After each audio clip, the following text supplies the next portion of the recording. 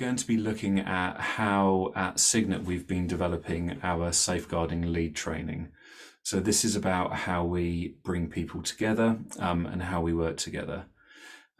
So when I first joined Cygnet, there was an existing virtual offer, and I'm sure we've all become used to kind of post-pandemic, a kind of a real drive towards the use of e-learning. And this was a participatory course, but I made the decision that I wanted the central safeguarding team that I managed to take over the course, and I wanted to get people together to learn, crucially, in real life.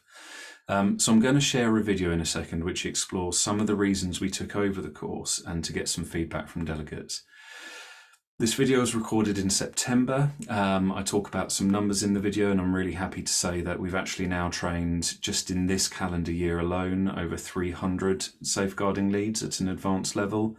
We've got over 50 more booked in before New Year's, and since we took over the course in September 2022, that'll mean that we have over 400 trained safeguarding leads across the organisation.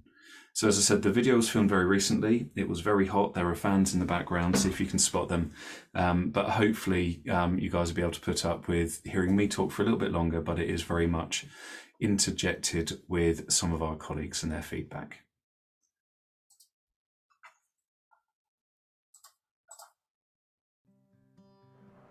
I think it's the best thing is how it's so thought-provoking and gets you thinking about making safeguarding personal more so than perhaps we were prior to this course.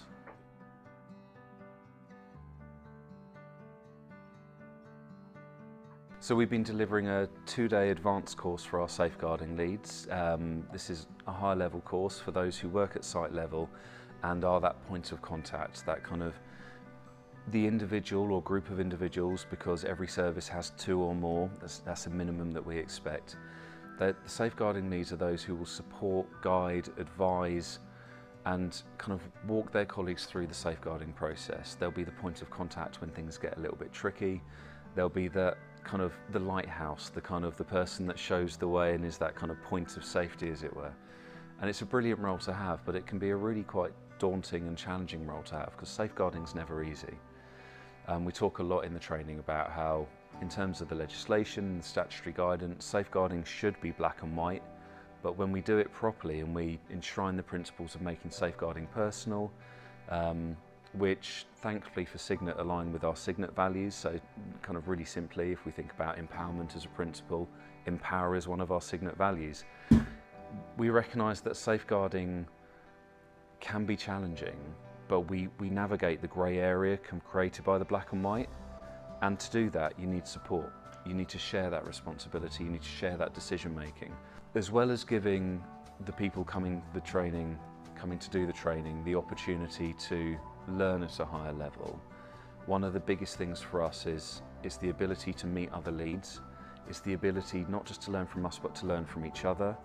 And crucially, it's the ability to know that we are real people and that they can come to us with anything and everything. Takeaways are that it's been very interactive. People are loving the exercises that we're doing and the activities that we're doing.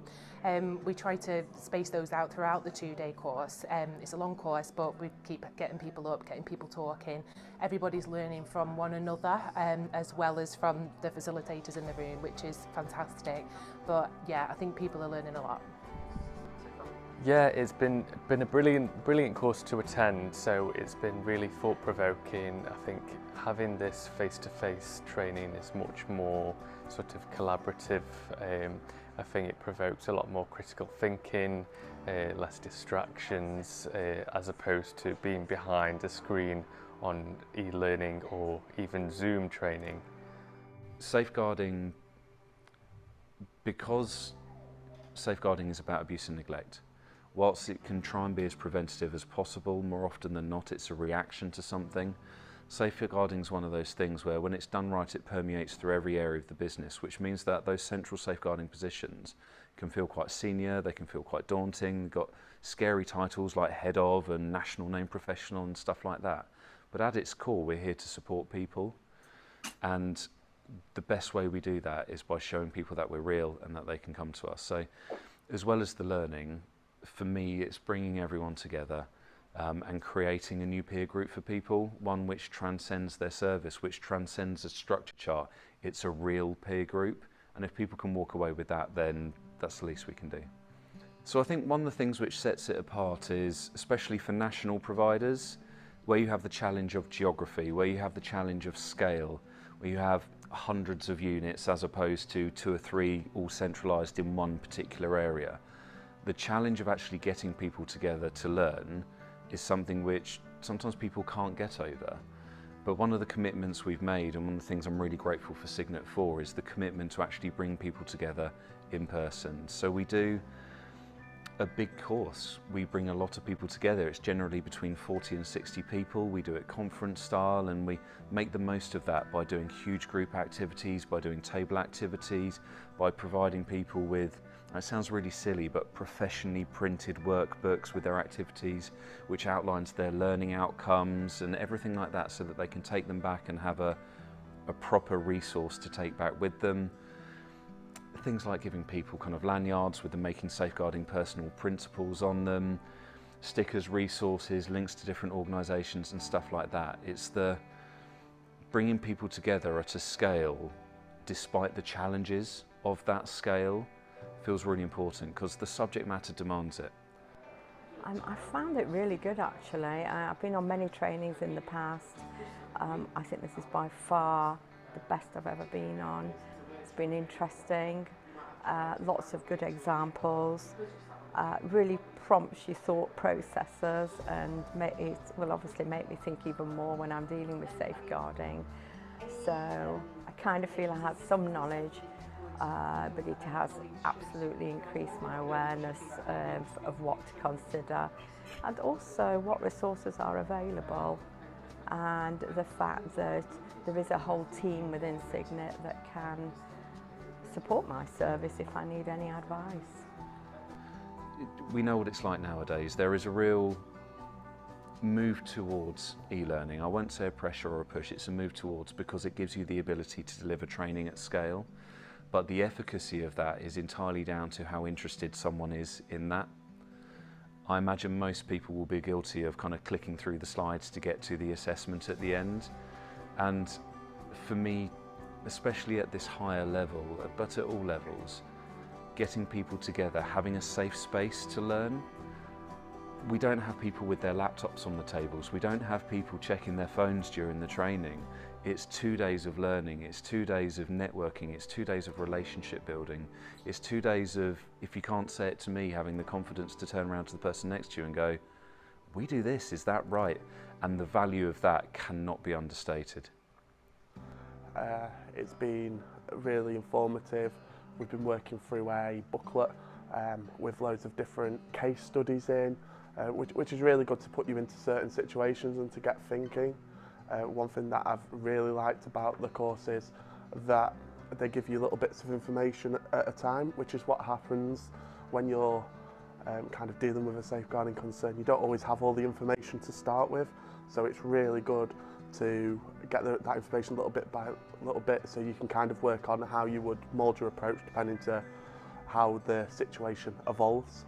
I think it's the group engagement. There is a lot of engagement, you know, between the participants, participated very well, you know, and there is a lot of interaction as well with people from other services, you know, who experience different issues regarding safeguarding. One of the things I'm most proud of is, despite how much time it takes and the commitment to bringing people across the country, since the start of this year alone, we've trained nearly 200 safeguarding leads. And actually before the end of the year, we're likely to train another 250. So even though it is the equivalent of a week and a half's worth of our time for every single course, because we come together as a team to do this, meeting that many people in real life, training that many people, building those relationships and networks, being able to do that and impact that many people, because when you train one person to do something, they influence the practice across the whole service.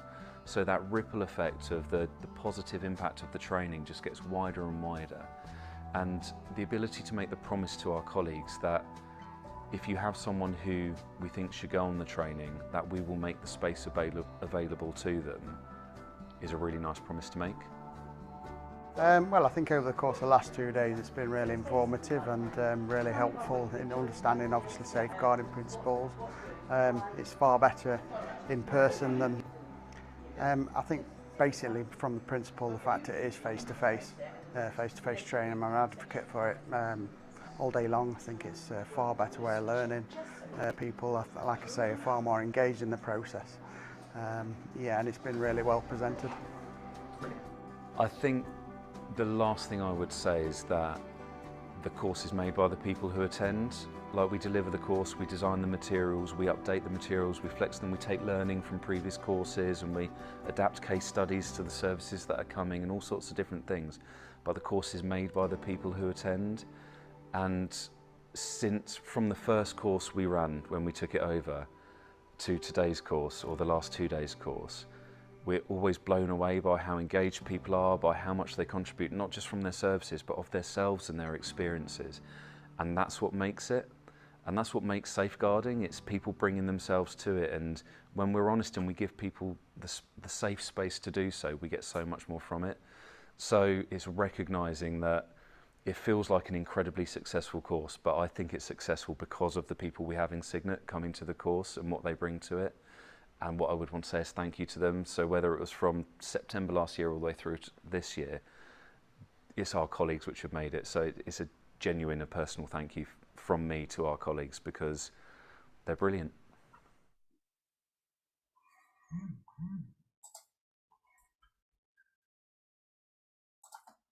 So, sorry, you all had to listen to me kind of speak a lot more there. And thank you to all the kind comments in the chat. I can see a number of colleagues who have been on the course, and it does mean a lot. At the start of every course, we ask delegates to record their confidence scores, amongst other feedback, to help us develop the course.